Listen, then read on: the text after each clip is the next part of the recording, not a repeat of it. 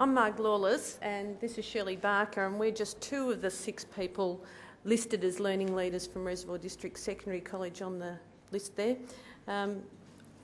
Reservoir District's put in a large investment with the number of learning leaders, and all 6 of us have attended every one of the day training sessions across all the areas.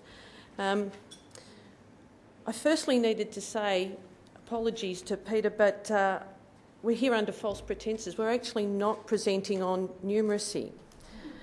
Rather, we wanted to report more broadly on the work we've done on the AIZ project. In particular, how we've implemented the organisational structures that David Hopkins outlined at the outset of the project, and the critical role these structures are playing to affect change in our secondary school context. But we asked to present today because the numeracy training that we did with Peter and Sue right at the start started us off as learning leaders. And we took from the training session some generic strategies that Shirley's going to mention later, but also the impetus to begin our professional conversations with colleagues about teaching and learning and improving student achievement. The AIZ project presented RDSC with 2 parallel but interdependent challenges. Firstly, to introduce the teaching and learning strategies to improve student achievement in literacy, numeracy and learning behaviours. Nothing new there. But secondly, for us, it was a big challenge to implement the structures to support and sustain a culture of ongoing professional learning. We'd like to share today how we've gone in our endeavours, and I'll outline our guiding beliefs for the project, and then Shirley's going to give you some detail of the structures we've introduced and how they're working. Well, what are our guiding beliefs? Firstly, for a project to work, you have to own it. The AIZ project was timely for us.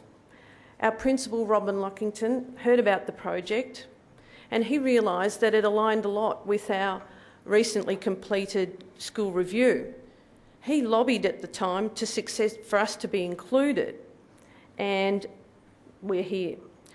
We've since written our new strategic plan, and the key improvement strategies are synonymous with the AIZ project, so we do own it. Secondly, based on experiences over many years at RDSC, we know that changing teacher practice, for example, to improve literacy, is very difficult in a secondary school setting. We were cautious to take on any new project unless it supported whole school change. Related to this, we know that sustaining new learning is critical. We have observed in previous professional development projects, and we've had many of them, what Raymond Lewis has verified with research. And that is that as teachers we often take on new practices, think they're fantastic, but inexplicably after some time we stop using them. As details of the AIZ project unfolded, we were excited by its breadth. Because of its potential to achieve sustainable whole school change, RDSC has embraced the David Hopkins model for school improvement.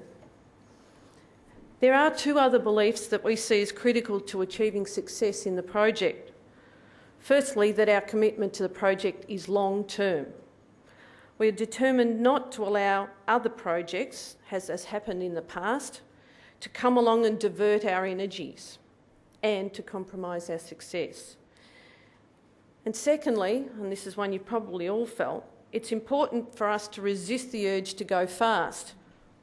As learning leaders, we've felt pressure at times to come straight back after our training sessions and rush straight in, share the skills, share the strategies with our staff.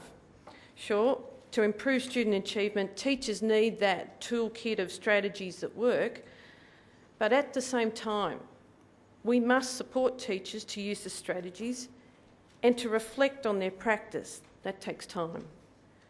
It's also important for change to take the time to have conversations at a deeper level, to continually challenge beliefs and assumptions about student learning and our place as teachers in the learning process.